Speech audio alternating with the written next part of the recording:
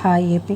కుప్పంలో చంద్రబాబు గారి ఇంటి స్థలానికి లంచం తీసుకున్న అధికారి సస్పెండ్ చేసిన ఉన్నతాధికారులు. ఆంధ్రాలో కొందరు అధికారులు లంచం తీసుకోకుండా పనిచేయడం లేదు. ఏ చిన్న ఫైలుపై సంతకం చేయాలన్నా వారి చేతికి డబ్బులు ముట్ట చెప్పాల్సిందే. అలాంటి అధికారుల తీరుతో ప్రజలు ఇబ్బందులు ఎదుర్కొంటున్నారు.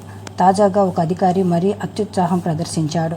ఏకంగా ఏపీ సీఎం చంద్రబాబు గారు ఇంటి నిర్మాణం చేసుకునేందుకు సంబంధించిన అనుమతుల కోసం పెద్ద మొత్తంలో లంచం అడిగినట్లు తెలుస్తుంది.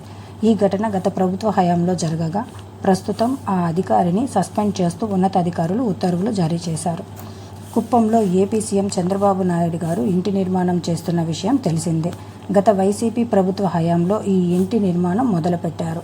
ఆ సమయంలో కుప్పం పలమనేరు జాతీయ రహదారిలోని శాంతిపురం మండలం శివపురం వద్ద వ్యవసాయ భూమిలో ఇంటి నిర్మాణానికి ల్యాండ్ కన్వర్షన్ కోసం చంద్రబాబు గారు దరఖాస్తు చేసుకున్నారు. శాంతిపురం డిప్యూటీ సర్వేయర్ హుస్సేన్ అత్యుత్సాహం ప్రదర్శించి ఇంటి నిర్మాణానికి అనుమతులకు గాను 1,80,000 రూపాయలు డబ్బులు లంచంగా ఇవ్వాలని డిమాండ్ చేశారు. చివరకు ₹1,00,000 లంచం తీసుకున్నాడు.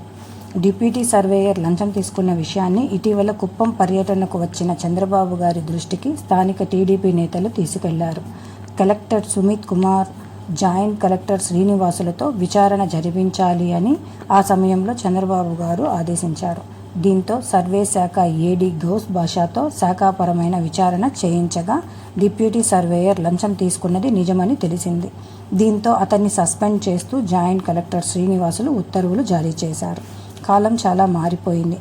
ఎవ్వరూ వెనక ముందు ఆలోచించడం లేదు. మంచి చెడుల గురించి ఆలోచన లేదు. పాపం పుణ్యంతో పని లేదు. లంచంతోనే పని. అసలు ఒక స్టేట్ సీఎంకి ఇలాంటి పరిస్థితా?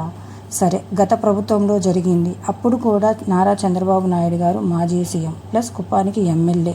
అలాంటి నాయకుడినే లంచం అడిగితే ఇంకా మిగిలిన వారి పరిస్థితి ఏంటి? సామాన్య ప్రజల పరిస్థితి ఏంటి?